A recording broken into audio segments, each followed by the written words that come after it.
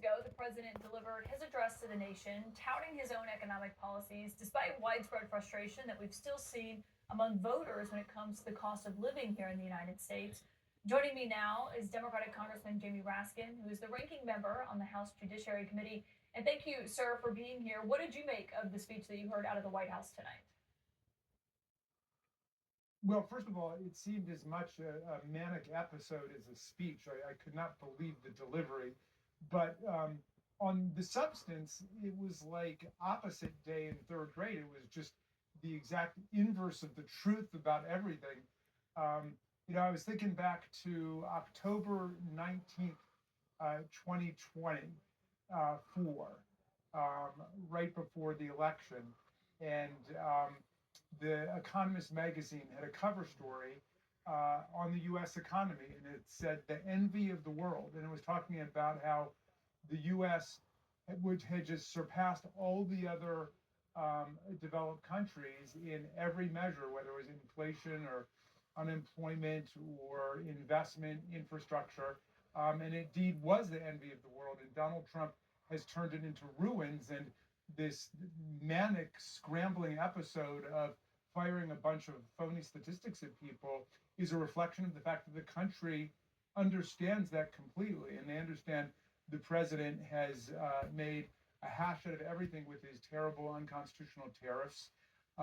Then he tries to compensate for the tariffs' ruinous effects on rural America by throwing money at farmers. Now he's trying to throw money at soldiers, but that's not how you build a strong economy. And I mean, take his comments on immigration, again, the exact opposite of the truth. I mean, if he and Stephen Miller really had their way and they not only staged all of these conflicts all over the country and raided people's communities, but say they really got rid of 12 million undocumented people in the country, we would see a collapse of a whole bunch of sectors, including the farm sector, including seafood, including construction, including landscaping.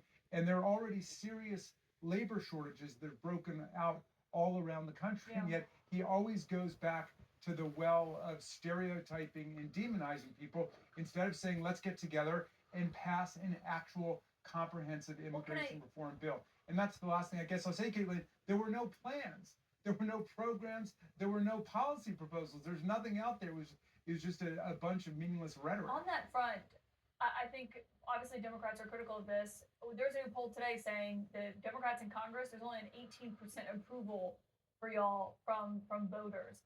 So if the president doesn't have a plan, in your view, what is Democrats' plan?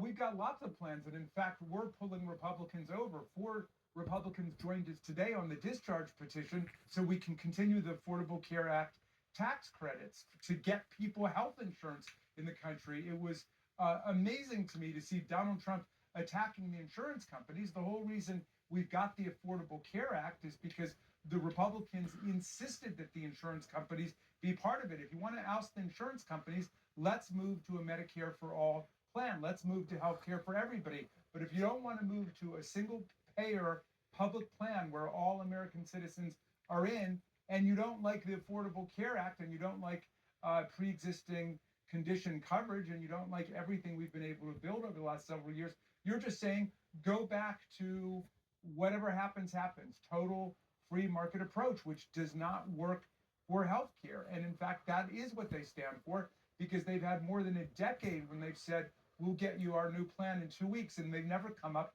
with anything. So we're moving forward, Caitlin. I mean, we're offering concrete, practical suggestions every single day, and we are making it happen. And they're just scrambling to catch up. But as you just saw, it's utterly incoherent. One thing we saw at the White House today that I have to ask you about, there's this presidential walk of fame, as you've seen, I'm sure, all the portraits of presidents. One of President Biden is an auto pen that the president's put up. They now have plaques underneath them. Some of them, I was looking at them today, some of them kind of read like a Truth Social post. The one under Biden's calls him Sleepy Joe, says he was the worst president in history. Barack Obama's calls him one of the most divisive figures in American politics. What do you make of what we saw of these plaques and the fact that they put them up? And apparently the president himself dictated some of them. I mean, it's a level of immaturity and petulance and confusion that has probably never been seen in the White House before.